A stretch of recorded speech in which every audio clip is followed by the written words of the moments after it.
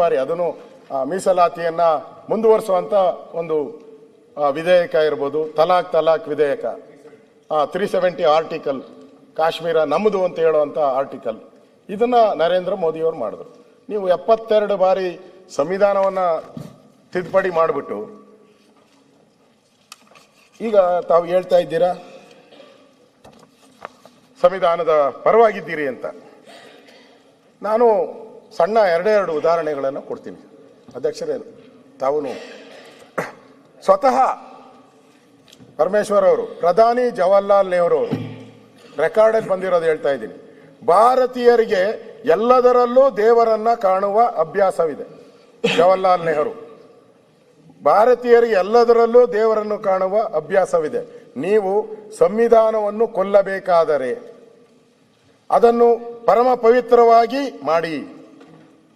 ಆದರೆ ಸಂವಿಧಾನವು ನಿರಂತರವಾಗಿರಬೇಕೆಂದರೆ ಅದನ್ನು ಯಾವಾಗಲೂ ನಾವು ಬದಲಾಯಿಸುತ್ತಿರಬೇಕು ಅಂತ ಸನ್ಮಾನ್ಯ ಗೌರವಾನ್ವಿತ ಜವಾಹರ್ಲಾಲ್ ನೆಹರು ಹೇಳಿರೋದು ಒಂದು ಕೋಟು.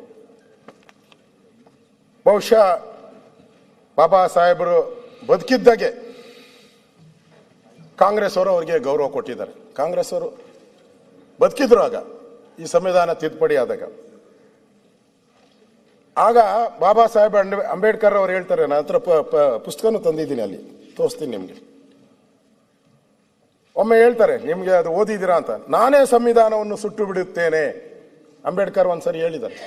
ಇದೆಲ್ಲ ಆದಾಗ ಮನಸ್ಸಿಗೆ ನೋವಾಗಿ ನಾನೇ ಸಂವಿಧಾನವನ್ನು ಸುಟ್ಟಾಕ್ಬಿಡ್ತೀನಿ ಅಂತ ಹೇಳಿದ್ದಾರೆ. ಅದಾದ್ಮೇಲೆ 1955 ಮಾರ್ಚ್ 15ರಂದು ಸಂಸತ್ತಲ್ಲಿ ಕಲಾಪ ನಡೀತದೆ. ಅದರಲ್ಲಿ ಡಾಕ್ಟರ್ ಅನೂಪ್ ಸಿಂಗ್ ಇದನ್ನ ಪ್ರಶ್ನೆ ಮಾಡ್ತಾರೆ. ಡಾಕ್ಟರ್ ಅಂಬೇಡ್ಕರ್ ಅವರಿಗೆ ಪ್ರಶ್ನೆ ಮಾಡ್ತಾರೆ, ನೀವು ಸಂವಿಧಾನನೇ ಸುಟ್ಟಾಕ್ತೀನಿ ಅಂದ್ರಲ್ಲ. ಅವಾಗ ಅವ್ರು ಹೇಳ್ತಾರೆ, ತಾವು ಆಗ ತರಾತುರಿಯಲ್ಲಿ ನಾನು ಅದರ ಕಾರಣವನ್ನು ತಿಳಿಸಿರಲಿಲ್ಲ. ತರಾತುರಿ ಇತ್ತು, ಅದಕ್ಕೆ ಕಾರಣ ನಾನು ತಿಳಿಸಿರಲಿಲ್ಲ. ಈಗ ಇವರು ಕೇಳಿರುವರೆಂದು ನನಗೆ ಅವಕಾಶ ಸಿಕ್ಕಿದೆ, ಆಪರ್ಚುನಿಟಿ ಇದೆ. ನಾವು ದೇವಸ್ಥಾನಗಳನ್ನು, ಅವ್ರು ಹೇಳಿರೋದು ಅಂಬೇಡ್ಕರ್, ನಾವು ದೇವಸ್ಥಾನಗಳನ್ನು ದೇವರು ಬರಲಿ ನೆಲೆಸಲಿ ಎಂದು ಕಟ್ಟಿದ್ದೇವೆ.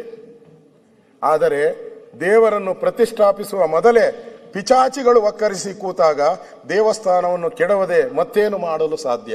ಅಂಬೇಡ್ಕರ್.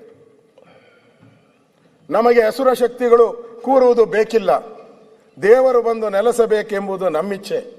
ಅದೇ ಕಾರಣಕ್ಕೆ ನಾನು ಸಂವಿಧಾನವನ್ನು ಸುಡುತ್ತೇನೆ ಎಂದು ಹೇಳಿದ್ದೆ ಅಂತ ಹೇಳಿ ಅಂಬೇಡ್ಕರ್ ಅವರು ಹೇಳಿದ್ದಾರೆ. ಸನ್ಮಾನ್ಯ ಅಧ್ಯಕ್ಷರೇ, ಇದು ಸಂವಿಧಾನದಲ್ಲಿ ಅಂಬೇಡ್ಕರ್ ಅವರು ಸಂವಿಧಾನದ ಬಗ್ಗೆ ಹೇಳಿರುವಂತ ಮಾತು. ಇನ್ನು ಮಹಾತ್ಮ ಗಾಂಧೀಜಿಯವರು ಹೆಸರನ್ನ ತೆಗೆದುಹಾಕಿದ್ದೀರಿ ಅಂತ ಈಗ ಪುಸ್ತಕದಲ್ಲಿ ತೋರಿಸಿದ್ದೀರಾ. ಅದೇ 12 ಪೇಜ್ ಬರೆದಿದ್ರು. ಮಹಾತ್ಮ ಗಾಂಧೀಜಿ ವಿಚಾರವಾಗಿ ಸಂಬಂಧಪಟ್ಟ 12 ಪೇಜ್ ಬರೆದಿದ್ದೀರ. ಗಾಂಧಿ ಹೆಸರು ತೆಗೆದಿದ್ದೀರಾ, ರಾಮ್ ಹೆಸರನ್ನ ಸೇರಿಸಿದ್ದೀರಾ. ಆಕ್ಚುಲಿ ಗಾಂಧೀಜಿಯವರ ಪೂರ್ತಿ ಹೆಸರು ಮಹಾತ್ಮ ಗಾಂಧೀಜಿಯವರು ಮೋಹನದಾಸ ಕರಮಚಂದ್ರ ಗಾಂಧಿ ಅವ್ರ ಪೂರ್ತಿ ಹೆಸರು. ಇವರು ಅದನ್ನ ಆ ಗಾಂಧಿನ ಅದನ್ನ ಬಿಟ್ಬಿಟ್ರು, ಮೋಹನದಾಸ ಕರ್ಮಚಂದ್ರ ಬಿಟ್ಬಿಟ್ರು, ಆ ಗಾಂಧಿನ ಮಾತ್ರ ತಗೊಂಡ್ರು ಇವರು. ಗಾಂಧಿನ ತಗೊಂಡು ಇವರು ನಕಲಿ ಗಾಂಧಿಗಳು ಉತ್ಪತ್ತಿ ಆಗೋದ್ರು. ನಕಲಿ ಗಾಂಧಿಗಳು ಸಂಬಂಧನೇ ಇಲ್ಲ ಅವ್ರಿಗೂ ಉತ್ಪತ್ತಿ ಆದ್ರು. ನಾನು ಕೇಳಕ್ ಇಷ್ಟಪಡ್ತೀನಿ, ಪರಮೇಶ್ವರ್ಗೂ ಕೇಳ್ತೀನಿ, ರಾಮಲಿಂಗಾರೆಡ್ಡಿ ಯಾಕೋ ಎದ್ದೆದ್ದು ಕೇಳ್ತಾರೆ ಇವತ್ತು, ಅದಕ್ಕೆ ಕೇಳ್ತೀನಿ, ಎಷ್ಟು ಗಾಂಧಿ ಹೆಸರಿಟ್ಟಿದ್ದೀರಾ ಹೇಳಿ? ಎಷ್ಟು ಈ ದೇಶದಲ್ಲಿ ನೀವು ಏನೇನು ಯೋಜನೆಗಳು ತಂದಿದ್ದೀರಾ? ಇಲ್ಲಪ್ಪ, ನೀವು ಏನೇನು ಯೋಜನೆಗಳನ್ನ ತಂದಿದ್ದೀರಾ? ಆ ಯೋಜನೆಗಳಿಗೆ ಎಷ್ಟಕ್ಕೆ ಗಾಂಧಿ ಹೆಸರಿಟ್ಟಿದ್ದೀರಾ ಹೇಳಿ? ಎಷ್ಟು ತಂದಿಟ್ಟಿದ್ದೀರಾ ಹೇಳಿ?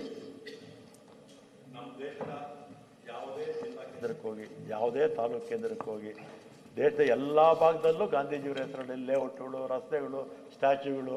ಬರೀ ನಮ್ಮ ದೇಶ ಅಲ್ಲ, ಪ್ರಪಂಚದ 100 ದೇಶಗಳಲ್ಲಿ ಮಹಾತ್ಮ ಗಾಂಧೀಜಿ. ಹೇಳ್ತೀನಿ ಈಗ, ಅದನ್ನೇ ನೀವು ಕೇಳಲಿ ಅಂತಾನೆ ಎದ್ದಿದ್ದು ಒಳ್ಳೇದಾಯ್ತು.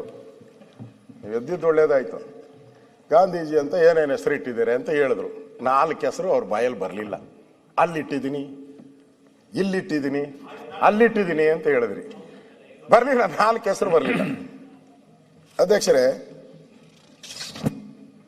ನಾನು ಒಂದು ಹೇಳ್ತೀನಿ. ನಮ್ಮ ಈ ಗಾಂಧಿ ಹೆಸರಲ್ಲಿ ಏನೇನು ಅನ್ಯಾಯ ಮಾಡಿದಾರೋ ಅದನ್ನು ಆಮೇಲೆ ಹೇಳ್ತೀನಿ ನಾನು. ಆದರೆ ನೀವು ಇಂದಿರಾ ಗಾಂಧಿ ಫ್ಯಾಮಿಲಿಯಲ್ಲಿ ನೀವು ಇಟ್ಟಿರೋ ಹೆಸರುಗಳು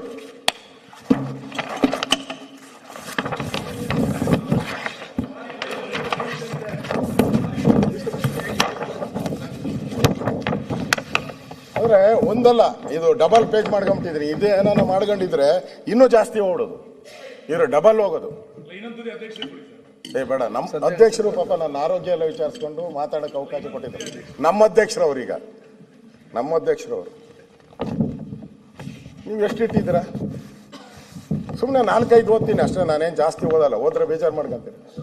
ರಾಜೀವ್ ಗಾಂಧಿ ಗ್ರಾಮೀಣ ವಿದ್ಯುತ್ ಯೋಜನೆ, ರಾಜೀವ್ ಗಾಂಧಿ ಕುಡಿಯುವ ನೀರಿನ ಮಿಷನ್, ರಾಜೀವ್ ಗಾಂಧಿ ರಾಷ್ಟ್ರೀಯ ಶಿಶು ವಿಹಾರ, ರಾಜೀವ್ ಗಾಂಧಿ ಉದ್ಯಮ ಮಿತ್ರ, ಇಂದಿರಾ ಆವಾಸ್ ಯೋಜನೆ, ಇಂದಿರಾ ರಾಷ್ಟ್ರೀಯ ವೃದ್ಧಾಪ್ಯ ಪಿಂಚಣಿ, ಜವಾಹರ್ಲಾಲ್ ನೆಹರು ನಗರ ನವೀಕರಣ, ಜವಾಹರ್ಲಾಲ್ ನೆಹರು ರೋಜ್ಗಾರ್ ಯೋಜನೆ, ರಾಜೀವ್ ಗಾಂಧಿ ಶ್ರಮಿಕ್ ಕಲ್ಯಾಣ್, ಇಂದಿರಾ ಗಾಂಧಿ ಕಾಲುವೆ ಯೋಜನೆ, ಕಾಲುವೆಗೂ, ರಾಜೀವ್ ಗಾಂಧಿ ಶಿಲ್ಪ ಸ್ವಾಸ್ಥ್ಯ ಬಿಮಾ ಯೋಜನೆ, ರಾಜೀವ್ ಗಾಂಧಿ ಪುನರ್ ವಸತಿ ಪ್ಯಾಕೇಜ್, ರಾಜೀವ್ ಗಾಂಧಿ ಸಾಮಾಜಿಕ ಭದ್ರತೆ, ರಾಜೀವ್ ಗಾಂಧಿ ಪ್ರಾಥಮಿಕ ಶಿಕ್ಷಣ, Rajiv Gandhi mission and food security, Rajiv Gandhi mission ಸಮುದಾಯ ಆರೋಗ್ಯ ಕೇಂದ್ರ. ಈ ಥರ ಹಿಂಗೆ ಹೋಗ್ತಾ ಇದ್ದೀನಿ. ಇನ್ನು ಇದು ಇಂದಿರಾ ಗಾಂಧಿ ಮಹಿಳಾ ರಕ್ಷಣಾ ಯೋಜನೆ, ಇಂದಿರಾ ಗಾಂಧಿ ಪ್ರತಿಷ್ಠಾ, ಇಂದಿರಾ ಗಾಂಧಿ ಪಥ ಯೋಜನೆ, ಇಂದಿರಾ ಗಾಂಧಿ ವೃದ್ಧ ಭೂಮಿ ಜಟಾಜೂರಿ ಅನುದಾನ ಯೋಜನೆ, ಇಂದಿರಾ ಗಾಂಧಿ ನಹಾರ ಯೋಜನೆ. ಇನ್ನು ಹಂಗೆ ಬೇಕಾದಷ್ಟು ಮಧ್ಯದ ಬಿಟ್ಬಿಡ್ತೀನಿ.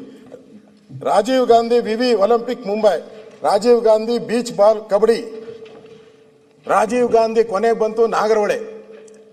ನಾಗರಹೊಳೆಗೂ ರಾಜೀವ್ ಗಾಂಧಿಗೆ ಏನು ಸಂಬಂಧ? ನಾಗರಹೊಳೆ ಅದು ಪ್ರಾಚೀನ ಕಾಲದಿಂದ ಬಂದಿದ್ದು. ನಾಗರಹೊಳೆ ಅಭಯಾರಣ್ಯ ಅಂತ ಇತ್ತು. ನಾವೆಲ್ಲ ಅಲ್ಲೇ ಇವತ್ತು ಅದೇ ಹೆಸರು ಕರೆಯೋದು. ಅಲ್ಲಿ ನಾನು ನೋಡಿದ್ರೆ, ಬೋರ್ಡ್ ನೋಡಿದ್ರೆ, ಮೊನ್ನೆ ನಾನು ಹೋಗ್ತೀನಿ ಟ್ರೆಕ್ಕಿಂಗ್ ಹೋಗೋ ಅಭ್ಯಾಸ, ನಾನು ಹೋಗ್ತೀನಿ. ಅದಕ್ಕೂ ರಾಜೀವ್ ಗಾಂಧಿ ಅಭಯಾರಣ್ಯ ಅಂತ ಹೇಳ್ತಾರೆ. ರಾಜೀವ್ ಗಾಂಧಿ ಅಭಯಾರಣ್ಯದಾಗ ಕೆಲಸ ಏನು ಮಾಡ್ತಾರಪ್ಪ?